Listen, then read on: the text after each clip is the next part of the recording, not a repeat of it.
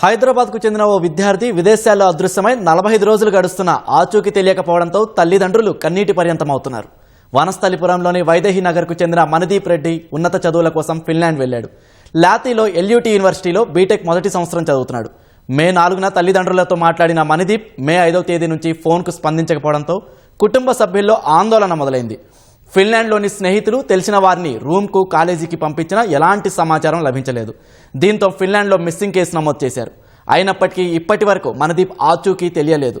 తమ కుమారుడి ఆచూకీ కోసం తల్లిదండ్రులు బండారు దత్తాత్రేయ, కేంద్ర మంత్రి కిషన్ రెడ్డిని కలిసి సహాయం కోరారు.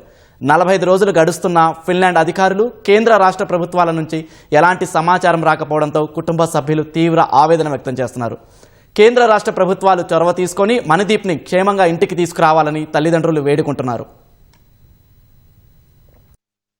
మా బాబు వాళ్ళ ఫ్రెండ్కి ఒక అతను కృష్ణ అని ఆ అబ్బాయి, ఢిల్లీ అబ్బాయి, అక్కడే అంటే రూమ్మేట్ కాకుండా సపరేట్ రూమ్ వాళ్ళిద్దరిది. బాబు ఒక్కసారి నువ్వు పోయి లాతికి పోయి మా బాబు రూమ్ చెక్ చేయమ్మా, లేదా పోనీ ఒక పోలీసులకన్నా ఇన్ఫర్మేషన్ ఇవ్వ అక్కడ అంటే ఆ బాబు లాతికి పోయి లాతిలో పోలీస్ స్టేషన్కు కంప్లైంట్ చేస్తే వాళ్ళు పోలీసు వాళ్ళు అక్కడికి పోయి రూమ్ ఎంక్వైరీ చేసారు. రూమ్లో మీ బాబు లేడని మళ్ళీ మాకు రిటర్న్ సమాధానం చెప్పారు.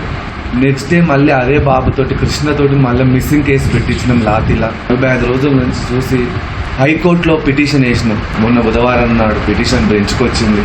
ఆ బెంచ్ నుంచి మళ్ళా జడ్జి వాళ్ళని పిలిపించి వాళ్ళతోటి ఎంక్వైరీ చేయిస్తాను మాకు హామీ ఇచ్చిండు.